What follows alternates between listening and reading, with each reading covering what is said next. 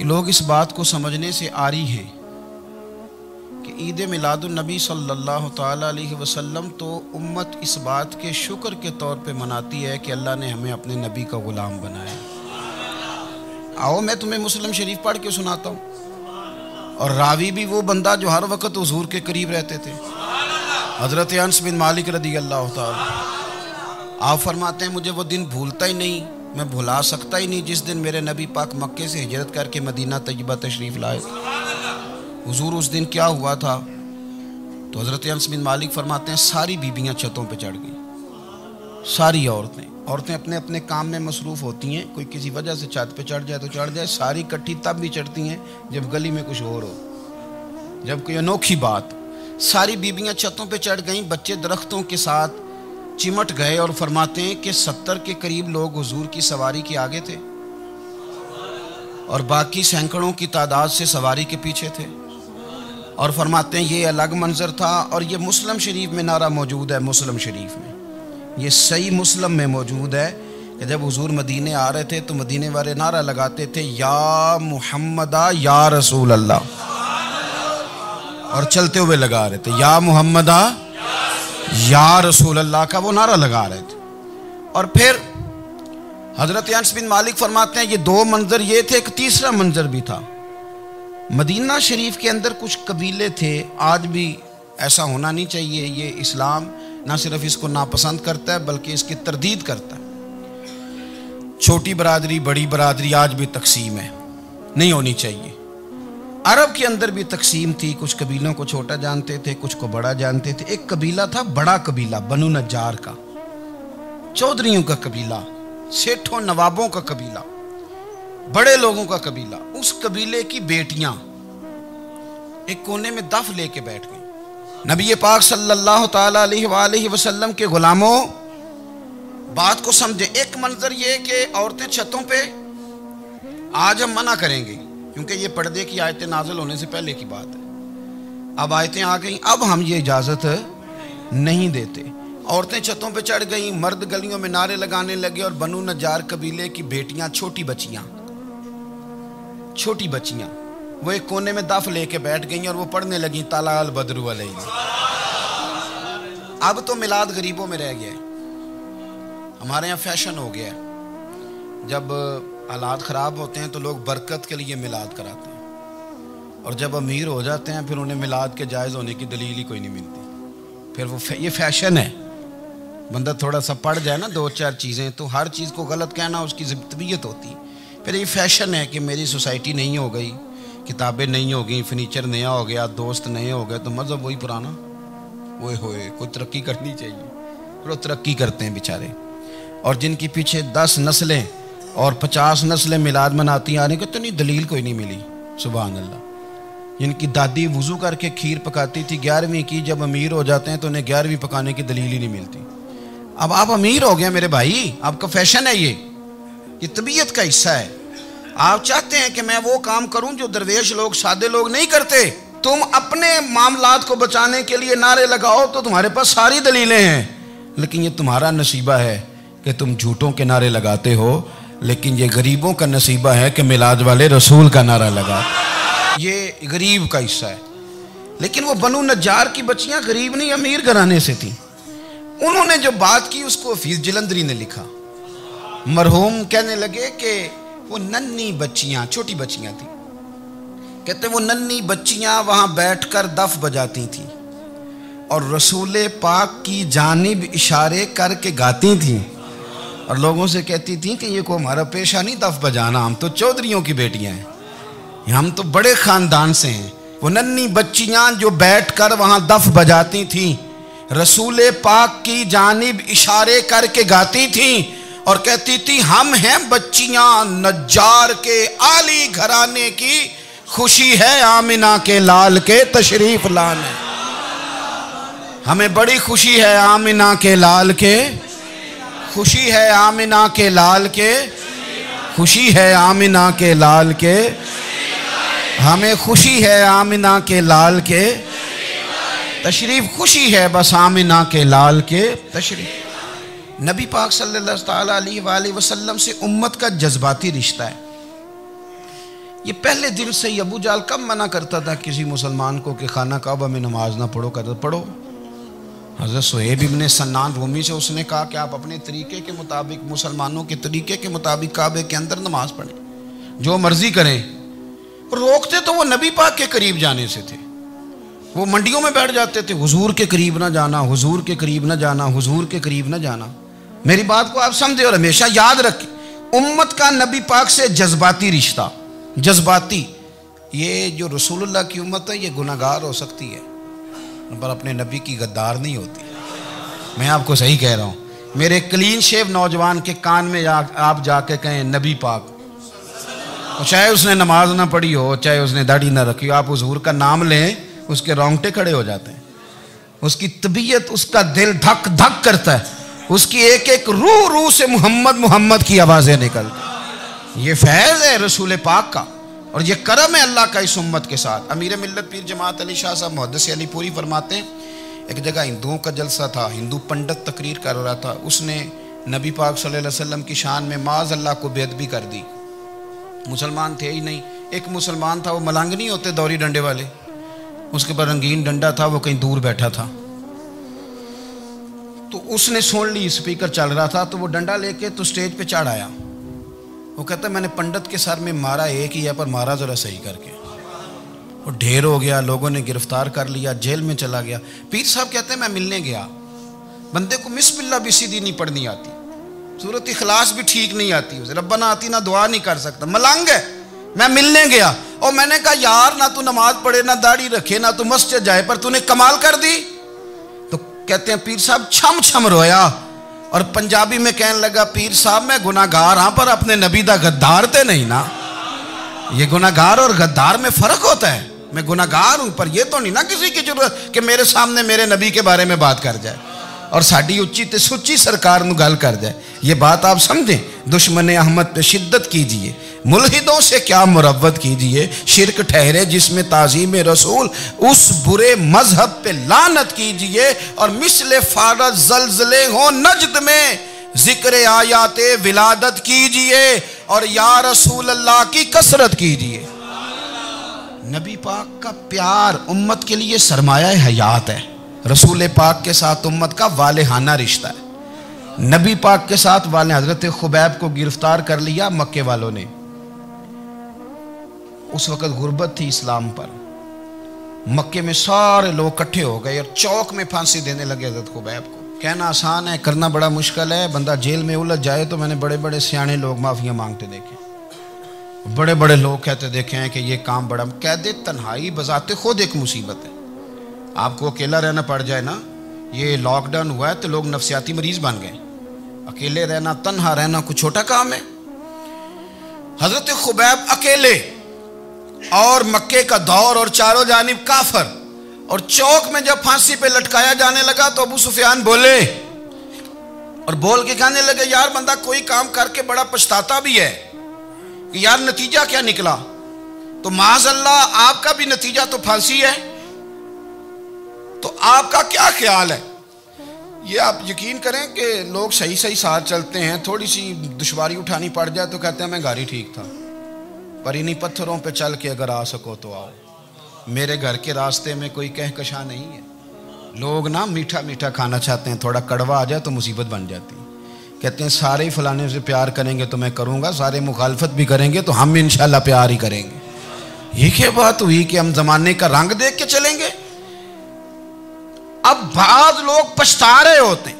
हजरत Khubaib से कहा, अबू सुफियान ने अभी कलमा नहीं पढ़ते थे, कहने लगे तू इस वक्त फांसी पर लटक रहा है और तेरे नबी मदीने में और आराम में और उनके सहाबा आराम में, अहले बैत घर में।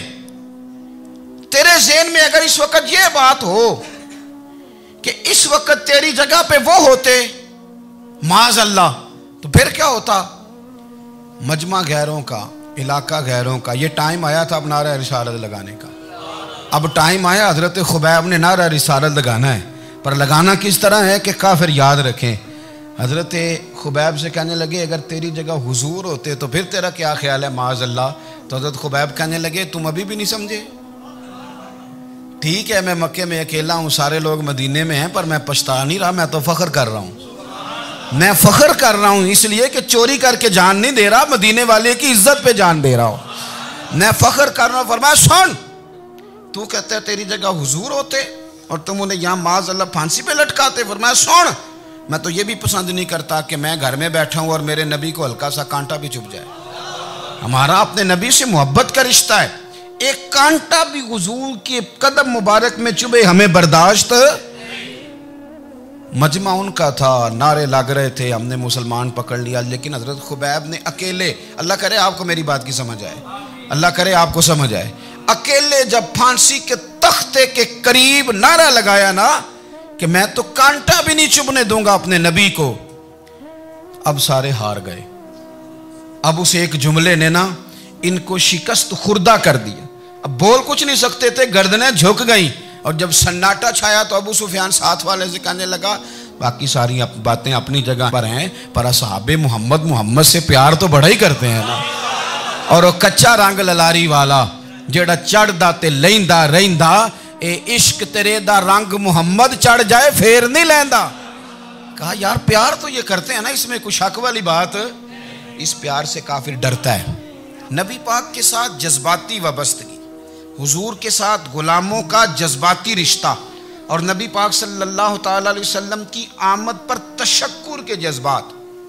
इमाम राजी ने लिखा है कि हज़रत मूसा कलीमुल्लाह अलैहिस्सलाम ने तौरात की तख्तियों के अंदर एक उम्मत का जिक्र पढ़ा कि जो उम्मत गुनाह का इरादा करेगी तो गुनाह लिखा नहीं जाएगा जब तक कर न ले, और नेकी का इरादा करेगी तो रब उनकी नेकी लिख देगा, और जब वो कर लेगी तो अल्लाह 10 गुना अजर अता करेगा। और वो ऐसी उम्मत होगी कि जिनके चेहरे क़यामत के दिन नूर की तरह चमकेंगे, और वो उम्मत होगी जिनकी अल्लाह ताला ज़मीन सारी पाक फरमा देगा, जहाँ नमाज पढ़ेंगे नमाज हो जाएगी। ये तज़किरे पढ़ के तो हज़रत मूसा कलीम अर्ज़ करने लगे, अल्लाह ये उम्मत मेरी बना दे। तो रब करीम ने फरमाया कि मूसा नहीं, ये तो मेरे महबूब की उम्मत है। फरमाया ये तो मेरे नबी पाक की उम्मत, हुजूर की उम्मत। अल्लाह अकबर। हज़रत मूसा मामूली आदमी नहीं, वो जलीलुल कद्र पैगम्बर हैं जिनका कुरान के हर सिपारे में तज़किरा है, कहीं वाज़े तौर पे, कहीं इशारतन, हर पारे में। और हज़रत मूसा अल्लाह के वो नबी हैं जो रब से डायरेक्ट बातें करें कोहे तूर। कहा ए मूसा ये उम्मत तो मेरे नबी की है। तो हज़रत मूसा अलैहिस्सलाम अर्ज़ करते हैं, इमाम राजी ने लिखा है, कहते हैं अल्लाह फिर मुझे अपनी नबी की उम्मत में शामिल कर। ओ यार हमें लोग कहते हैं मिलाद ना मनाओ, जिस उम्मत में आने के लिए हज़रत मूसा ने दुआ मांगी, जिस महबूब की गुलामी के लिए, हमें तो दुआ भी कोई नहीं मांगनी पड़ी, अल्लाह ने फजल से ही मदीने वाले का गुलाम बना दिया। तो हम हुजूर के तज़किरे ना करें, हम तशक्कुर ना करें, हम नबी पाक सल्लल्लाहु अलैहि वसल्लम की नात ना पढ़ें, हम हुजूर के आने पर जश्न का इजहार ना करें।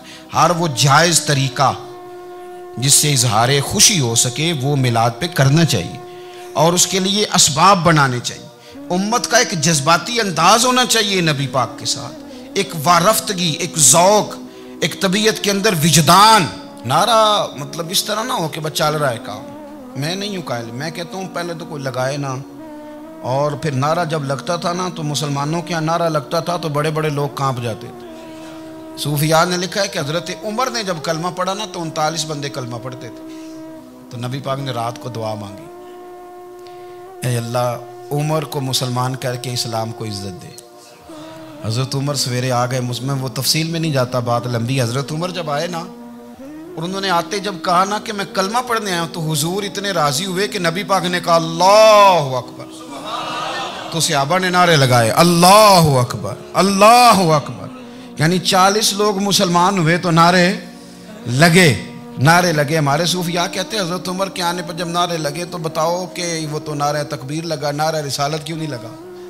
तो कहते हैं गोया हमें हुजूर ने ये समझाया है, हुजूर के इशारों ने समझाया है कि मैं अब अपने नारे खुद तो नहीं ना लगाऊंगा, मैंने तो अल्लाहु अकबर कह दिया, उमर आ गया है, मेरे नारे लगाता रहेगा।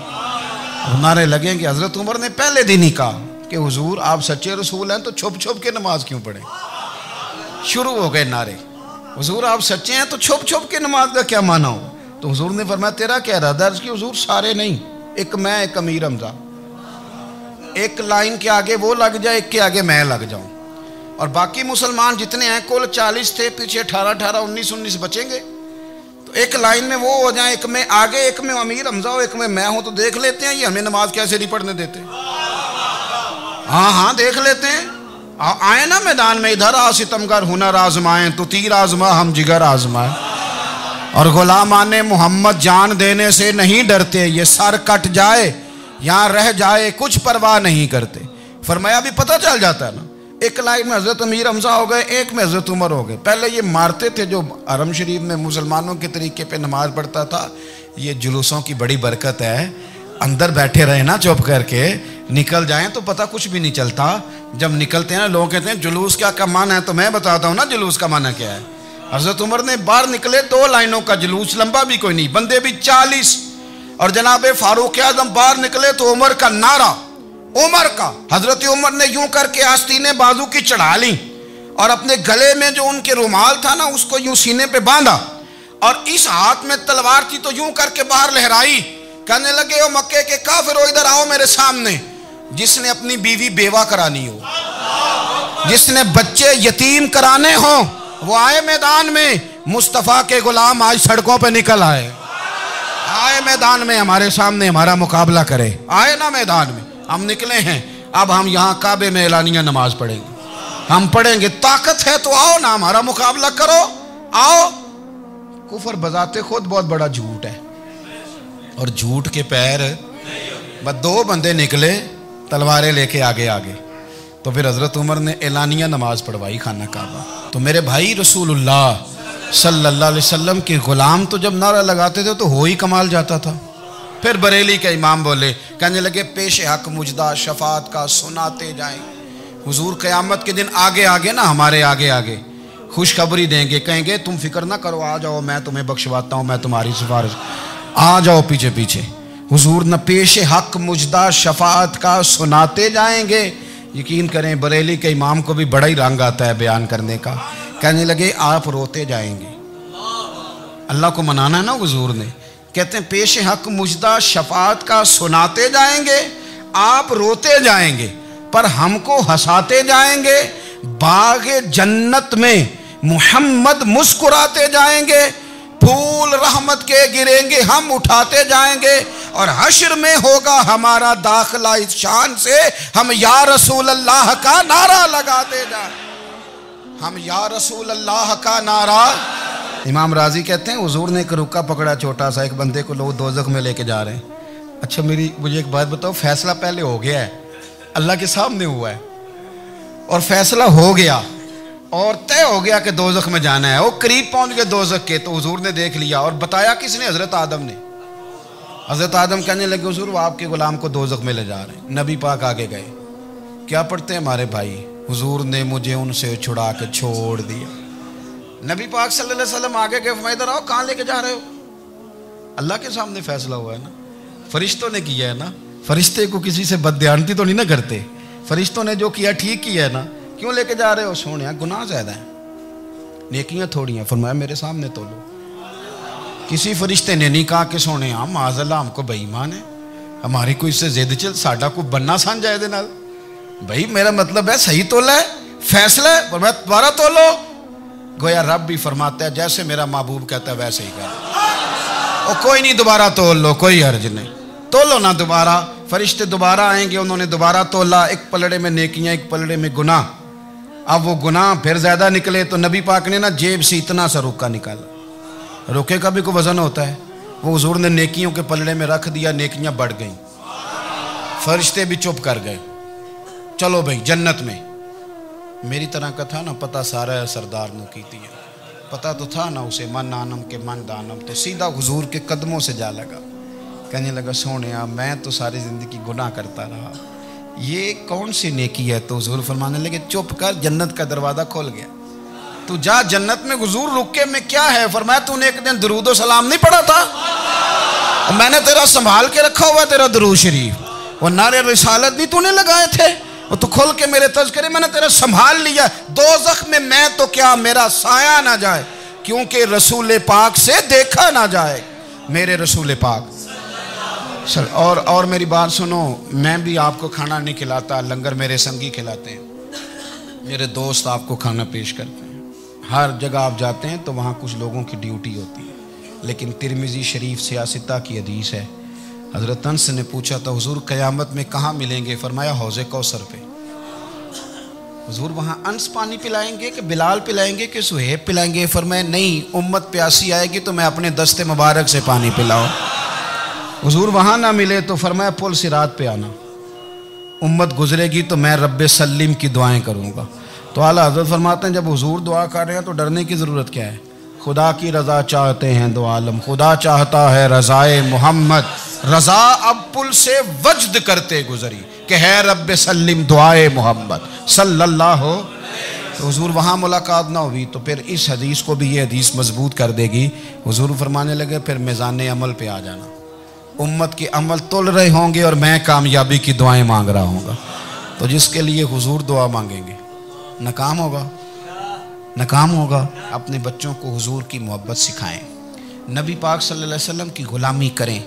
आपका रिश्ता नबी पाक के साथ मजबूत होना चाहिए, आपके ताल्लुकात हुजूर के साथ मजबूत होने चाहिए। और आपने दाएं बाएं नहीं देखना कि प्रोपेगेंडा क्या है, लोग क्या कह रहे हैं। लोगों को देख के जो लोग रास्ता बनाते हैं वो पीछे रह जाते हैं। आपने ये देखना है कि मेरा हुजूर से निस्बत का ताल्लुक मजबूत है, कोई किधर जा रहा है इससे हमें कोई ताल्लुक।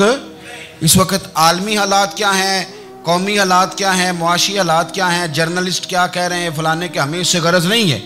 हमें तो इतना पता है कि हमने अपने नबी को राज़ी करना है। तो इसलिए खूबसूरत महाफिल का जिक्र करें, खूबसूरत दुरूद शरीफ पढ़ें।